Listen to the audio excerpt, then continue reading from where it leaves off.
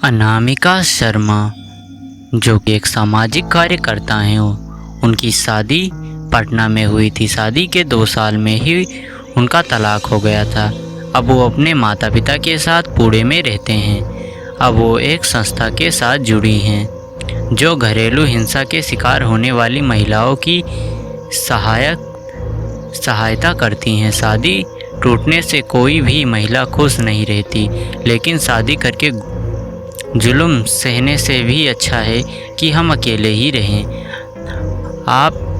मैं आपको एक भयानक रहस्य बताती हूँ कि जिस वजह से मेरा तलाक हुआ था।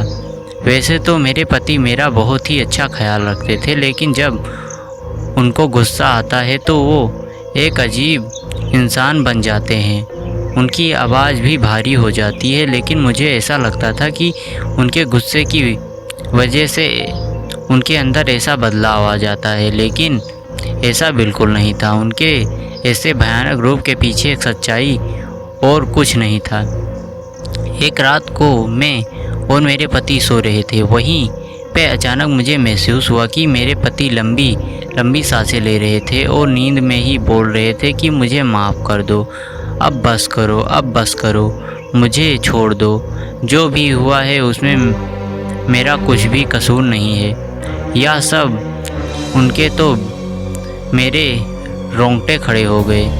मैंने तुरंत ही उनको जगा दिया और पूछा कि क्या बात है, आप कौन सी भूल हुई है, आप नींद में क्या बोल रहे थे। मेरे पति ने बात को टालने की कोशिश की और कुछ भी बहाने बताकर सो गए। मैंने फिर से वही सवाल किया। उस सवाल को गुस्से में आके मुझे एक जोरदार चाटा लगा दिया। ये पहली बार हुआ था कि उन्होंने मुझ पर हाथ उठाया हो। उसी रात मैंने तय कर दिया कि मैं यह रहस्य को जानकर रहूँगी। दूसरे दिन मैंने अपनी सास से उनके बेटे की कसम दिलाकर सच्चाई के बारे में जान लिया कि हमारी शादी से पहले मेरे पति की दूसरी लड़की के साथ सगाई हो चुकी थी और 3 महीने के अंदर वो सगाई टूट चुकी थी। सगाई टूटने का कारण वो लड़की पंखे से लटककर आत्महत्या कर दी थी और वही लड़की अब प्रेत बनकर मेरे पति को हैरान कर रही है।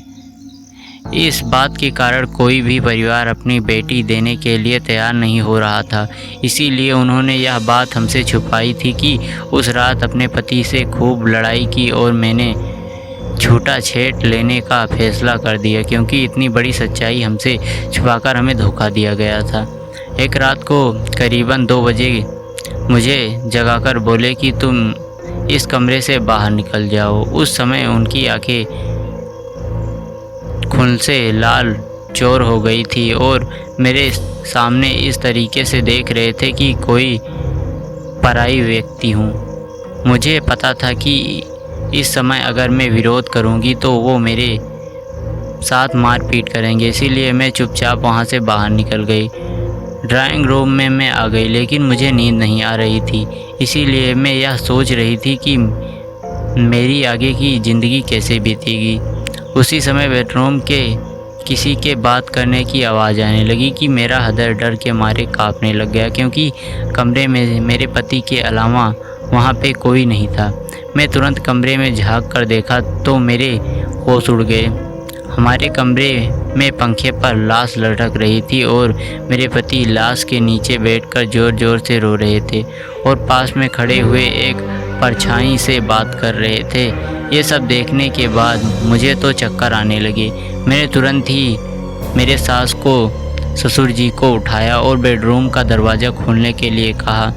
थोड़े ही देर में पति बेडरूम से बाहर आ गए और अपनी सारी बातों से फिर गए और उस समय कसमें कोई नहीं था। मैं दूसरे ही दिन अपने माता पिता के वहाँ चली गई और सारी सच्चाई बता दी। मेरे पिता मुझे एक साधु के वहाँ ले गए। मैंने उनको भी सारी बात बता दी। तब उन्होंने कहा जो वो एक चौंकाने वाला रहस्य था। उन्होंने मेरे पति की कुंडली देखकर बोला कि जिस लड़की के साथ तुम्हारे पति की सगाई टूट गई वो तुम्हारी पति को घर वालों के त्रात के कारण मर गई थी। और तभी से वो लड़की एक प्रेत बनकर उन सब लोगों से बदला ले रही है। तभी से उस लड़की की प्रेत आत्मा ने तुम्हारे पति के शरीर, मन और दिमाग पे कब्जा कर रखा है और वो कभी भी अपना बदला लेने के लिए कभी भी हमला कर सकती है। दूसरे दिन मैंने छूटा-छेड़ लेने के लिए कागजात तैयार कर लिए। छूटा-छेड़ लेने के बाद मैं उस भयानक वातावरण से बाहर आ गई। मेरी खुशनसीबी है कि मैं ज़िंदा और सही सलामत हूँ, क्योंकि मुझे लगता था कि मेरे पति और उनकी पहली मंगेतर मेरी जान भी ले सकते थे। तो एपिसोड यहीं पर खत्म होता है। आप लोगों को वीडियो अच्छी लगी तो वीडियो को लाइक और चैनल को सब्सक्राइब जरूर कीजिए, क्योंकि वीडियो आने में काफ़ी मिलता है। तो बाय बाय गाइस, sayonara। और यह स्टोरी किसी भी प्रकार के अंधविश्वास को बढ़ावा नहीं देती है।